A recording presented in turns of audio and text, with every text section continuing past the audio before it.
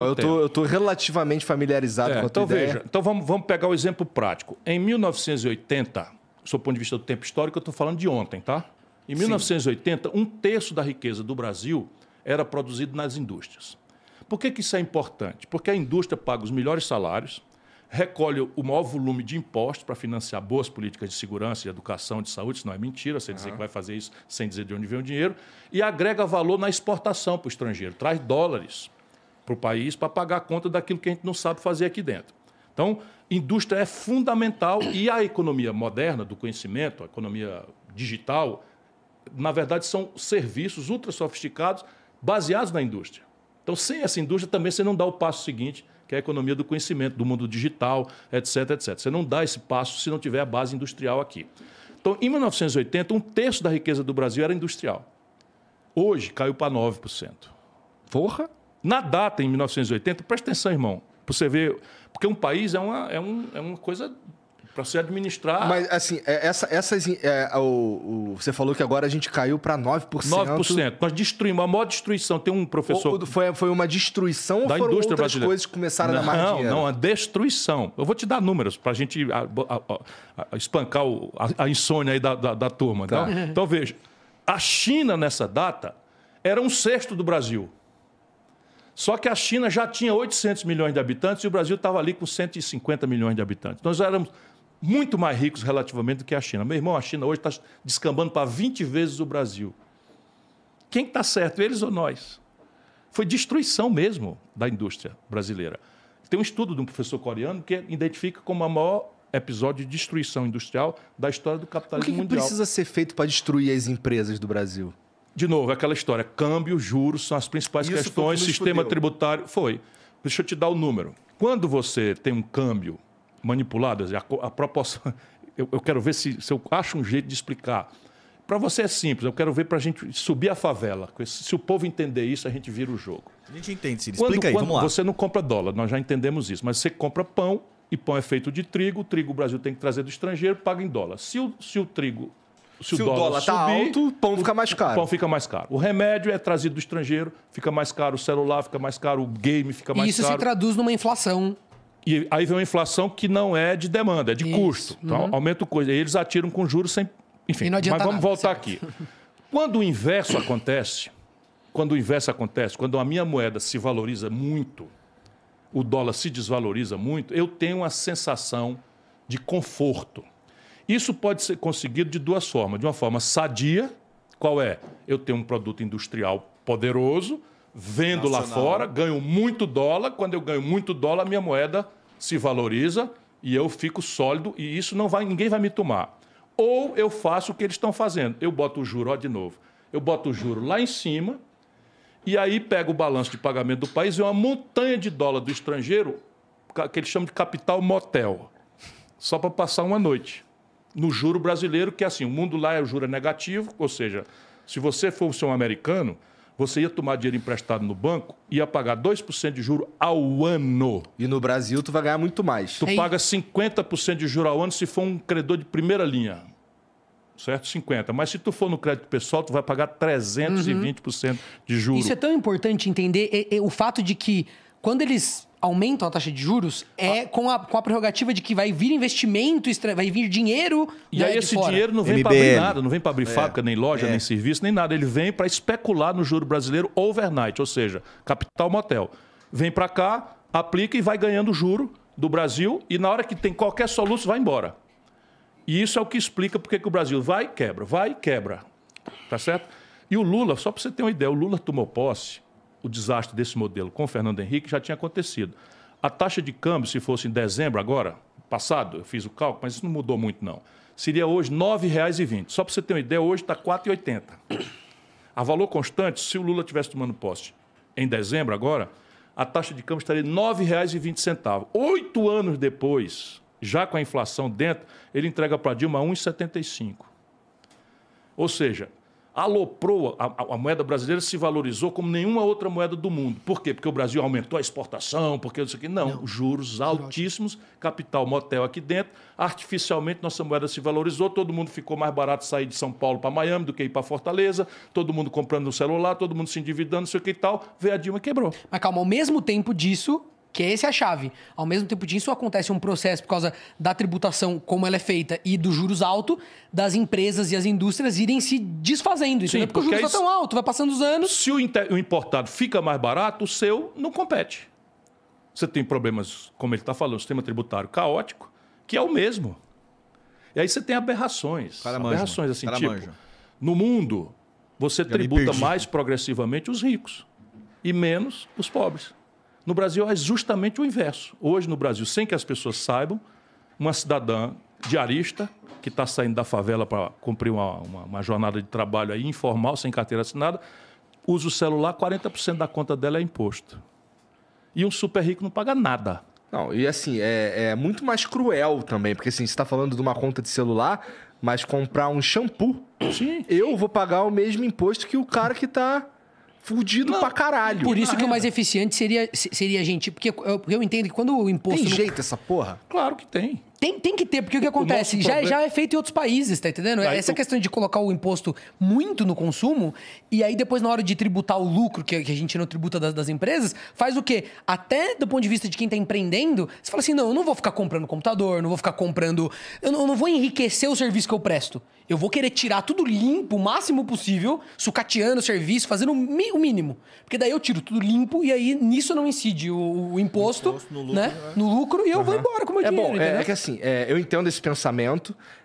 Não acho que. Eu espero que ele não seja tão comum quanto a gente está fazendo parecer. É que não, é uma coisa inconsciente. Tecnicamente, essa é a grande chave do Brasil. Tecnicamente, não tem mistério.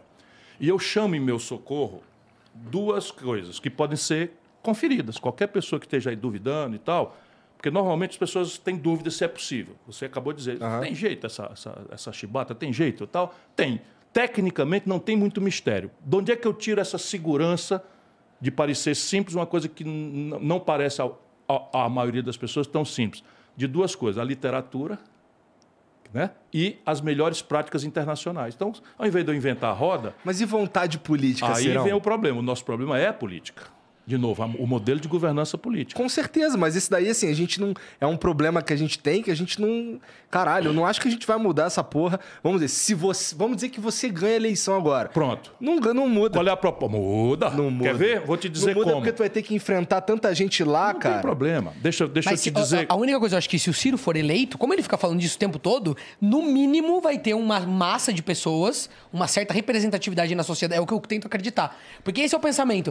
Se as pessoas não estiverem por dentro, eu tenho até uma pergunta sobre isso, que é a questão da esquerda e da esquerda. Eu sinto que a esquerda moderna, jovem brasileira, óbvio que não é todo mundo, mas é uma porcentagem dela, ela é muito estética, ela discute, a discussão da esquerda está muito em pautas identitárias, são importantes e tudo, mas quando você quer discutir isso, eles fogem, ou eles não sabem, ou eles não se interessam, você tá entendendo? Enquanto que a direita jovem... Tô falando de uma galera que eu assisto no TikTok, inteligente, umas pessoas que leem e tal. Eu sinto que eles, por mais que estejam equivocados em algumas coisas, é uma sensação minha, queria até saber se é uma sensação sua. Correto. Eles são mais interessados nos problemas práticos, é o que eu vejo. Eu acompanho gente de esquerda e gente de direita, minha timeline é uma loucura. Sabe, é um retrato da democracia, porque tem de tudo. As pessoas de direita, elas estão falando, equivocadamente muitas vezes, eu acredito, mas estão querendo entender. Pô, mas por que o Brasil... O que tá acontecendo? Tô falando da juventude bem intencionada, né? Não dos... Então isso aí a gente jogando fora... Não. A gente jogando fora rótulos, por exemplo, é de direita, é fascista. Isso, eu tô falando... Disso. Eu tô falando... Baboseira completa. A esquerda, quando vai falar com o Ciro, eu vejo, eles nunca... E não é só com o Ciro, com qualquer coisa.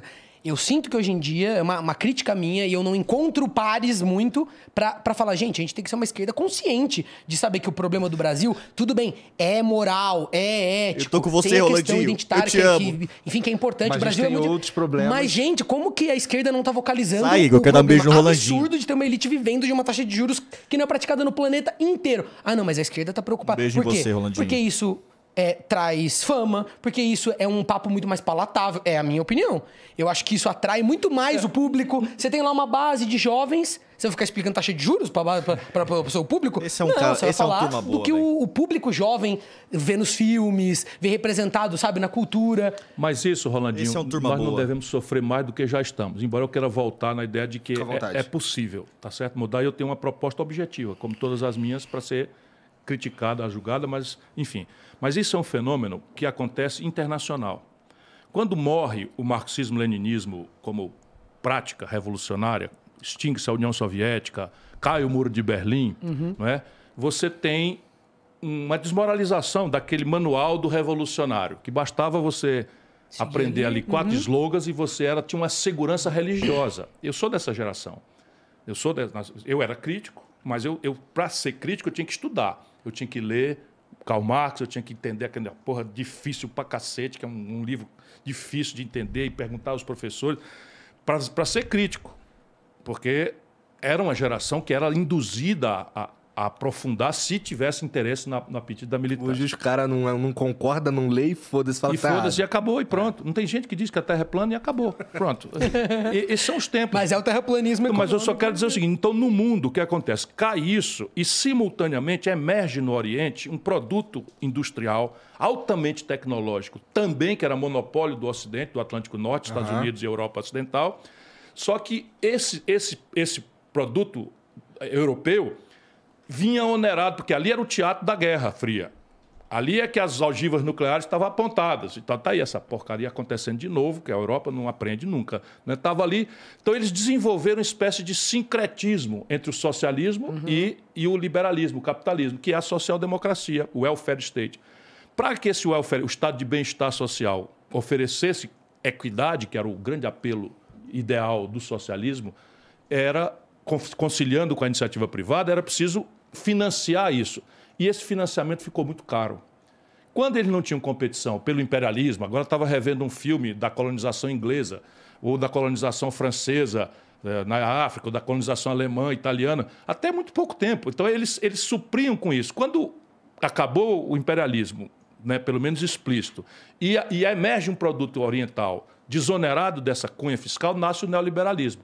Isso é tudo problema deles, não tem nada a ver conosco aqui dentro. Só que a esquerda brasileira, lê-se PT, tem um chefe que não lê, não estuda, não gosta de quem lê, nem gosta de quem estuda. Ele acha isso uma coisa deplorável. A visão de mundo do Lula é a apologia da ignorância. Isso é uma tragédia.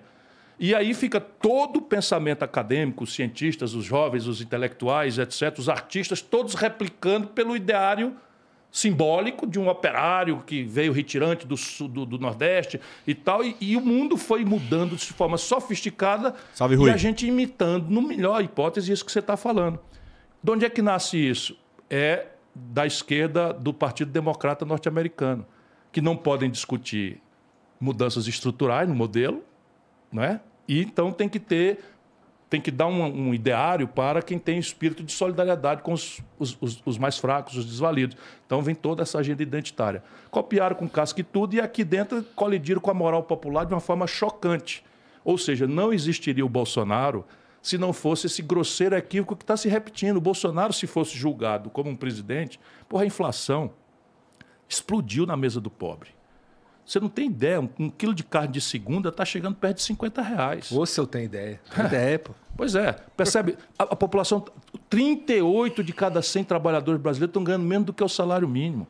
E o salário mínimo brasileiro só perde em valor de compra para o da Venezuela. E a cesta básica em 1.100.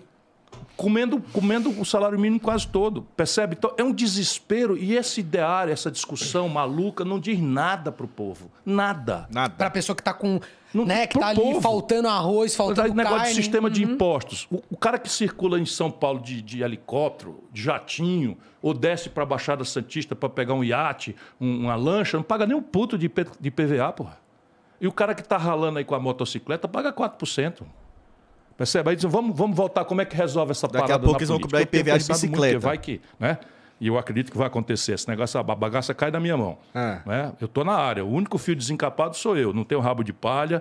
E, enfim, tenho uma experiência muito acumulada, sabe? 40 anos de vida pública. Não há um filme desse que eu não já tenha visto. Conheço essa gente toda, sabe? Ajudei a fazer o real. Sei como é que começou essa coisa de juros. Sei tudo, enfim. Eu vi. E sou respeitado até por quem não gosta de mim, porque me comporto. Então, repare, qual é a minha ideia? A minha ideia é o seguinte. Primeiro, Rolandinho já destacou. Tentar fazer da eleição não um jogo de personalidade. Chico, Maria, Manel. Ora, todo político é, sabe?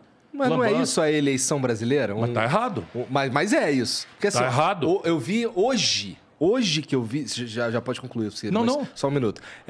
Eu vi hoje Se deixar, vai ser que assim, tem velho. uma prévia do plano de governo do Lula. Sim. Sabe? Então, assim, porque quando eu conversei com a Jandira Fegali, eu falei com ela, cara, eu não sei o que o Lula pretende fazer. Eu não sei qual que é o plano de Eu Brasil juro pra do você Bolsonaro. que nem ele sabe. Lula, nem ele sabe. Hoje acabou de sair um papel Foi hoje mesmo, né? que ele bota na boca dos assessores para não se comprometer com nada e diz para cada auditório o que esse auditório quer ouvir. Então, por exemplo, ele diz que nós politicamente todos ele é temos... hábil. Sim, porra, mas isso é o estelionato. Canalice. Isso aí sabe o que é? Desrespeito com o povo. É o aprofundamento da crise. Deixa eu te dar aqui